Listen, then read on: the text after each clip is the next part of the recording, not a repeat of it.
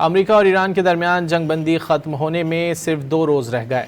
امریکی اخبار وال اسٹریٹ جرنل نے دعویٰ کیا ہے کہ ایران سے جنگ بندی کی مدت میں توسیع کا امکان کم ہے۔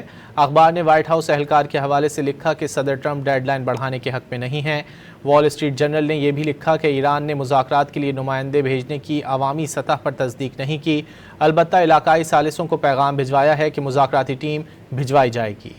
امریکہ اور ایران کے درمیان جنگ بندی ختم ہونے میں صرف 2 روز رہ گئے۔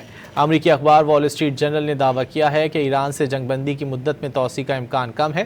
اخبار نے وائٹ ہاؤس اہلکار کے حوالے سے لکھا کہ صدر ٹرمپ ڈیڈ لائن بڑھانے کے حق میں نہیں ہیں۔ وال اسٹریٹ جرنل نے یہ بھی لکھا کہ ایران نے مذاکرات کے لیے نمائندے بھیجنے کی عوامی سطح پر تصدیق نہیں کی، البتہ علاقائی ثالثوں کو پیغام بھجوایا ہے کہ مذاکراتی ٹیم بھجوائی جائے گی۔ امریکہ اور ایران کے درمیان جنگ بندی ختم ہونے میں صرف 2 روز رہ گئے۔ امریکی اخبار وال اسٹریٹ جرنل نے دعویٰ کیا ہے کہ ایران سے جنگ بندی کی مدت میں توسیع کا امکان کم ہے۔ اخبار نے وائٹ ہاؤس اہلکار کے حوالے سے لکھا کہ صدر ٹرمپ ڈیڈ لائن بڑھانے کے حق میں نہیں ہیں۔